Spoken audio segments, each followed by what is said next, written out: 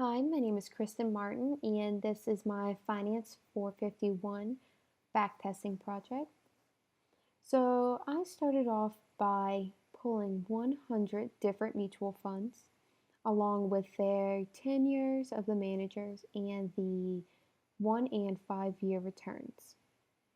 So this is kind of where I just did some of my work and pulled all of my information, and it doesn't look very good. So I came over here in this area and I fixed it up a little bit, labeled it, and made it to where I was able to really see what I was looking at. Then over here, I separated my mutual funds by having 50 over here with less than 10 years of management for the mutual fund, and over here with having over 10 years of management for the mutual fund. So when looking at the less than 10 years of management, for the 1 year returns, we had a negative 1.9% return and a 2.42% return for the 5 year. And then on average for my less than 10 year of my less than 10 year of management was 5.1.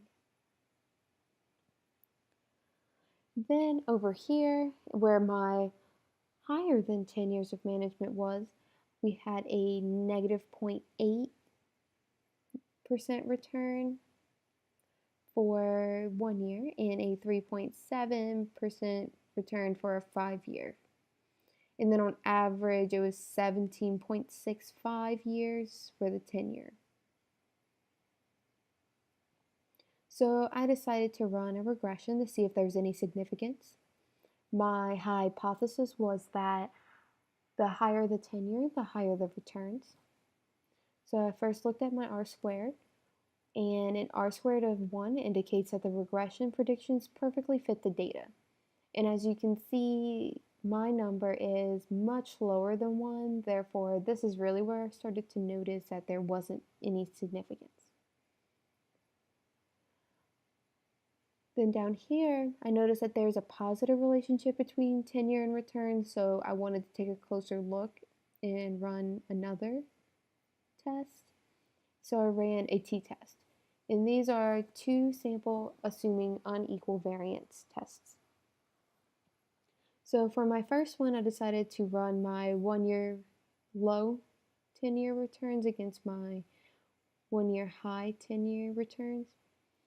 And on average, they both lost returns over the past year. And for my one-tail test, it was 0.2, and usually science says that 0.05 or less is significant, and therefore I did not find any significance with this one. So I figured 1 year isn't that much time, so I wanted to look at my 5 year. So here I have my 5 year returns for my low 10 years and my 5 year returns for my high 10 years. And I noticed that on average, they both gained money over the past year. And the 5 year high 10 years gained a little bit more than the 5 year low 10 years. And then for my one-tail test, it is 0.059.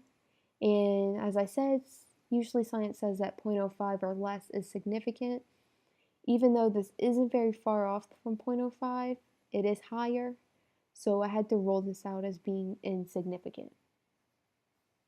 So in conclusion, I did not find any significance between a higher tenure meaning a higher return, therefore my hypothesis was incorrect.